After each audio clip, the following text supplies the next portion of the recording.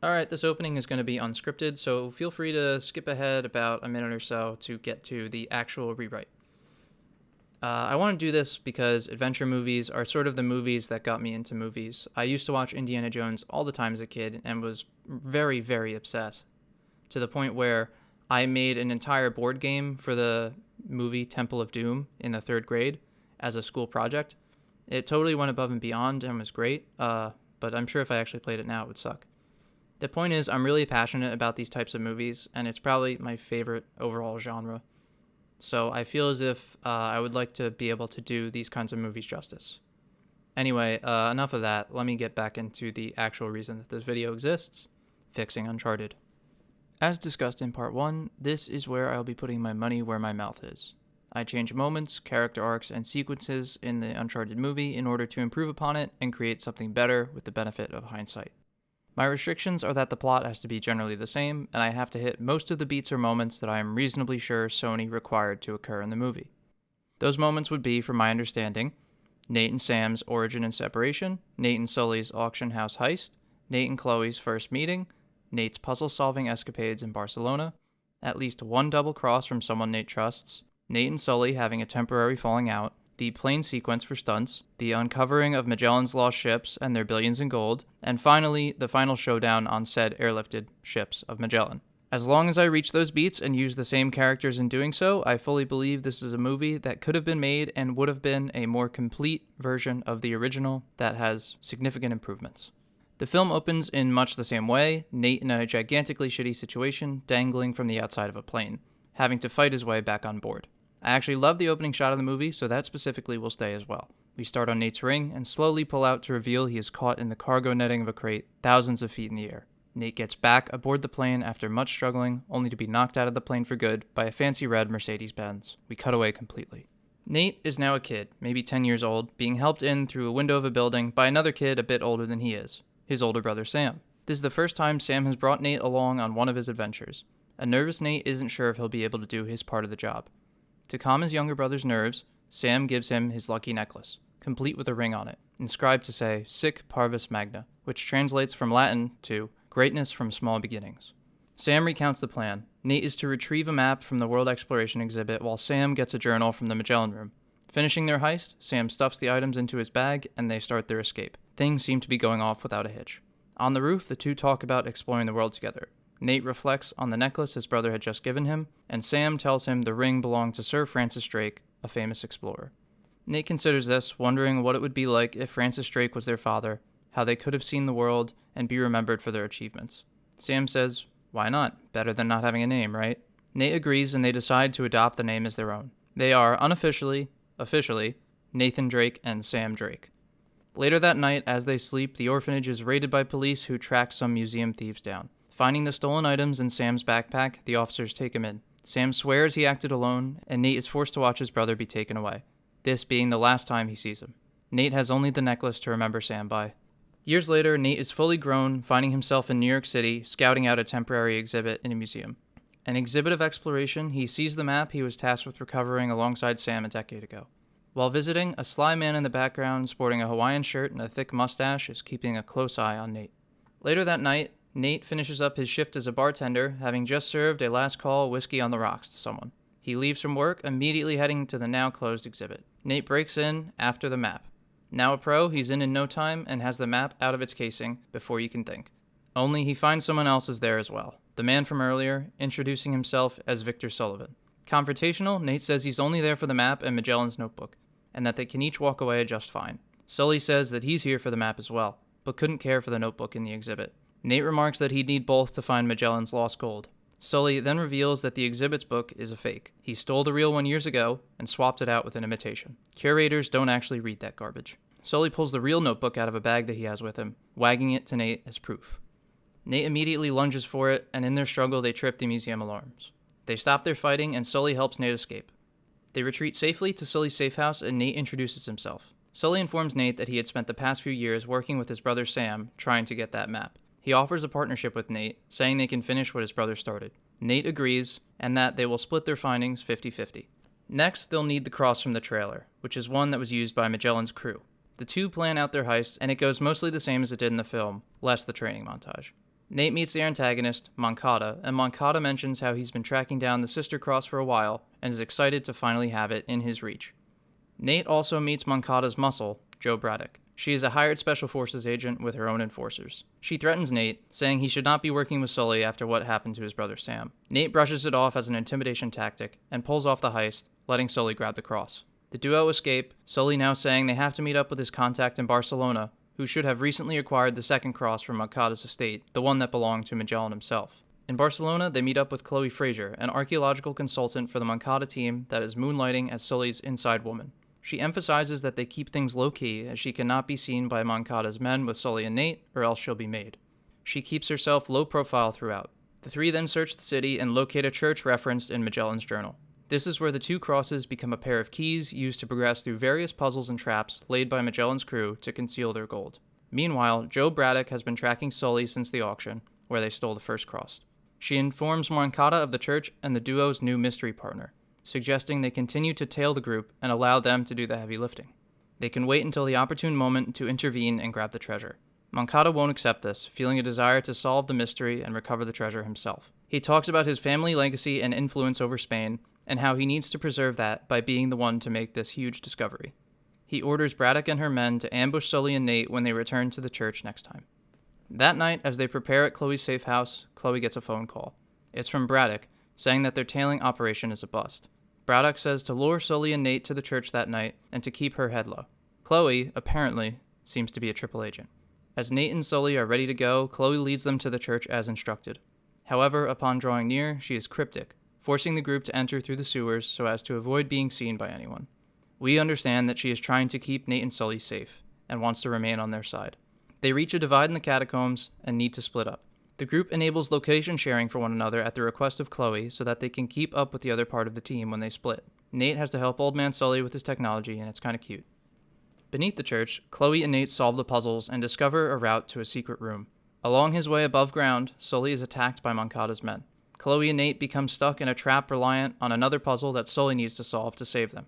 Sully narrowly escapes his enemies, solving his half of the puzzle just in time to save the two. As Chloe and Nate enter the final room, they find a map that indicates a second location in the Philippines, and that the real treasure was never brought back to Barcelona at all.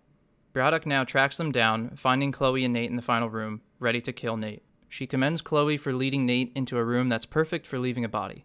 Nate is devastated, realizing he's been double-crossed. Forced into a corner, Chloe knocks him out with the butt of her own gun to stop him from being shot. She hands off the new map to Braddock, ensuring that she'll finish Nate herself. As Braddock leaves, Chloe fires a round off into the wall, leaving Nate alive to wake up eventually. Sully finds Nate out cold, and both are bitter that Chloe betrayed them. Nate asks how Sully found him, and Sully mentions he used the phone tracking app that he showed him. The two then check into an absolute dump of a motel somewhere in Barcelona to recuperate. They discuss Nate's brother and how Sully used to work with him. Sully tells Nate that Sam was killed in a shootout between them and Braddock and her men.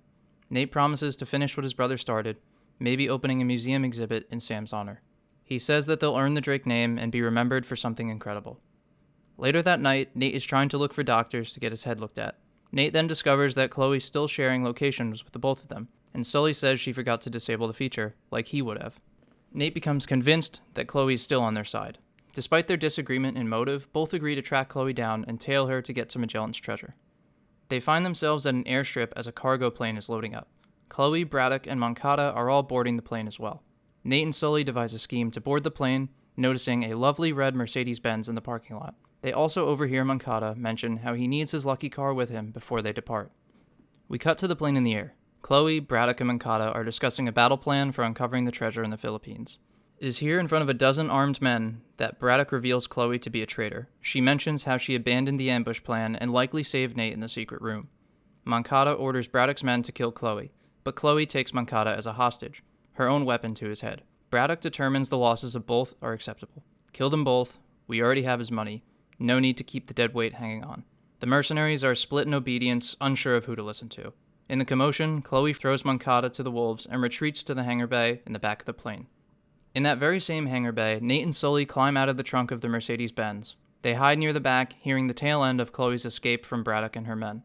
They don't know that she's there, and she doesn't know that Nate and Sully are there, and Braddock is looking to shoot anything that moves. The mercenaries sweep the cargo hold, Braddock checking her corners. She taunts Chloe, trying to lure her out. Nate and Sully try to find parachutes in the hangar bay, as does Chloe, all still oblivious to each other. As Sully finds his parachute, Nate cannot resist confronting Braddock about the fate of his brother Sam. With the cargo doors opening for Chloe's escape, chaos ensues. Nate is being fired upon, Sully wants to get the hell out of there, Chloe is in hiding, pinned down. Nate attempts to release all of the cargo as a way to kill Braddock and her men, and pulls the parachute on one of the cargo crates. But the flying crates out of the back of the plane only end up taking out a few of them. Sully attempts to reach Nate, but a crate knocks him and Nate out of the plane. Nate manages to grab onto a dangling crate since he has no parachute. Sully is not so lucky and is forced to pull his cord over the middle of the ocean, out of the fight. Back inside the hangar bay, Chloe is forced out of hiding as more and more cargo flies out of the plane.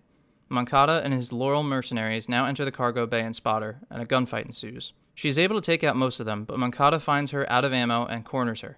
She hides behind a remaining piece of cargo. He gives some hammy speech about how this treasure is the right of his family, and he will prove his bloodline's greatness by recovering the billions of dollars of gold. No tuba thief is going to stand in his way. Yada yada yada, standard villain stuff, says Chloe, and you, the listener. She grabs a parachute off of the bay wall and pulls the drop cord of her cargo crate cover, releasing its parachute. It goes flying at Moncada and nearly hits him. It misses, but this gives Chloe just enough time to dive into Moncada's flashy red Mercedes and start up the engine. She drives out of the hangar, nearly running him over, and he dives out of the way at the last second. Back outside, Nate has climbed his way back onto the plane. On the final cargo crate, he hears Braddock yell, "Look out for the car." He is confused for a brief moment, wondering what car, before said car hits him and sends him flying to his presumed death. Now in their freefall, Chloe and Nate attempt to use her parachute, forced to hold on to one another a la the Get Smart movie. Except there are tears in her chute from diving through glass windows and being shot at, so they need a new plan. Chloe and Nate try to freefall maneuver themselves toward a falling cargo crate, knowing the crates have parachutes for airdropping. They grab on and wrap themselves in the crate netting before barely pulling the chute loose in time and slowing their descent. They get a brief moment of reprieve before crashing into the ocean. Now they drift at sea for a while with no land in sight. Meanwhile, the plane has had a rocky landing on the Philippine island, with tensions high for the rest of the flight. Upon reaching solid ground, the antagonists are at a crossroads, and Moncada and Braddock betray one another. Their respective loyal forces now turn the island containing the treasure into a complete war zone, neither content to let the other walk away with the gold, each hell-bent on getting it for themselves and themselves alone. Back at sea, Chloe and Nate discuss their reasons for wanting to pursue this treasure. Chloe delves into how she had always loved history and how she used to work for employers like Moncada all the time. She grew untrusting over time, given how many people become willing to kill one another as soon as something shiny comes between them. She then admits she couldn't bring herself to fully betray Nate and Sully because Nate seemed like he was different. Chloe then warns him that his good behavior could accidentally rub off on Sully. She then asks about the ring, and Nate tells her about the sic parvis magnum meaning, greatness from small beginnings. He shares how he hopes to achieve something as a way to honor his brother who was killed by Braddock. Chloe, hesitant, mentions that Nate doesn't have the whole story about Sam. She tells him about how she and Sam were stealing Magellan's notebook, with Sully as their getaway driver. Things went south when they got to the notebook, and Chloe made it back to the van, but Sam was pinned down inside. Chloe wanted to go back and save him, but Sully said they had what they needed, and they drove off. She hasn't fully trusted Sully since, but thought Nate deserved better and stuck around for his sake. Nate accepts this, but is clearly upset. Just then, the two notice the orange glowing lights of civilization on an island in the distance. It puts a pin in the conversation about Sam for now. They wash ashore to a tropical resort and immediately borrow someone's phone to get a map and figure out where they are. From there, they chart a course, renting a boat from the resort using Chloe's Moncada Corporation company card. They take off toward the uninhabited island where the treasure will be found, with two separate factions waiting for them there. Sully, who was able to safely parachute onto the island, has been laying low and sneaking around the camps of both factions of mercenaries. He sneaks into a camp at night to a tent where he finds a map of the island. Various dig sites are marked on Braddock's faction's map. He hears the sound of a gun safety turning off, and thinking he's trapped by Joe Braddock, he makes some smart-ass sleazy remarks to her. But instead, he turns around to find Nate and Chloe waiting for him, with Nate aiming his gun at Sully, demanding to know what happened to Sam. Sully explains, his story matching up with what Chloe said. He said he felt awful about leaving Sam, but if he and Chloe went back for him, they were as good as dead too. Not a day goes by where he's not haunted about what happened to Sam, and how he wished he'd done something differently. And he had hoped that maybe helping Nate out and giving him an opportunity to find this treasure would be a way to make amends with himself for what he did. Nate calms down and lowers his weapon. The trio now look at the map of the dig site together, comparing it to the map of the dig sites that Moncada's men have been trying, courtesy of Sully's phone. They notice all of the dig sites are inland, which doesn't really make sense considering that sailors hid this treasure. They'd likely be wanting somewhere concealed, near water, to make off with the treasure in a hurry whenever they got a chance. Using references in Magellan's notebook, they recognize a particular inlet from a sketch on one of the pages, figuring the treasure must be kept there. Of course, all of this commotion and excitement creates some noise, which alerts the guards of the camp. The trio has to make an escape through the base, but find their way out and hide in the jungle. Back in the camp, Braddock is reported to, her officer saying that the men still have eyes on the three. She orders them to keep their distance, but follow. Those three know where they're headed, so they'll just get tailed. She radios that all of her forces withdraw and mobilize to follow her and the main group. The next morning, Moncada realizes he has no reports from his men about firefights or conflict of any kind. He also receives word that Chloe Frazier's card has been used at a nearby island resort. He orders his team to mobilize, recognizing that Braddock's team must know where the treasure is, or at least be in pursuit of Chloe. He orders all of his men to track any movements from the known dig sites and triangulate where Braddock is headed from there. The stage is set for an eventual three-way standoff at the final resting place of Magellan's treasure. Nate, Sully, and Chloe find the location of the abandoned treasure, but they also come across a surprising amount of skeletons along the way. In fact, as they make their way into the collapsed cave once connected to the open ocean, it seems to be a trail of centuries-old bodies leading inside. Caverns with rotting bones, bloodied swords rusted over. They press on, finding an open, watery pit where the two ships from Magellan's voyage lie, beached and overgrown with moss and foliage from centuries of neglect. They also see a hole in the top of the cavern, from where rappelling ropes are being thrown down as I speak. Unarmed and not ready to confront Braddock or Moncada's men, they all stow away aboard the ships down below their holes. Here they find more skeletons, swords plunged into their chests, as bony fingers cling to gold coins and statues. Back outside, Braddock and her men have been making the preparations to airlift the ships out of the cave and return them to a boat they have waiting offshore. They secure the boats but are given communication from Moncada. Braddock and Moncada eventually renew their alliance, with both of their forces too depleted to successfully extract both of the boats alone. They reach a temporary accord, each party getting one of the two ships to themselves. Now working together again, Moncada and Braddock call in the high-capacity payload helicopters and begin airlifting the ships off of the island. Their men, along with themselves, fly back aboard the two ships. Moncada and Braddock are on the deck together. Below deck, their men secure and inventory the gold.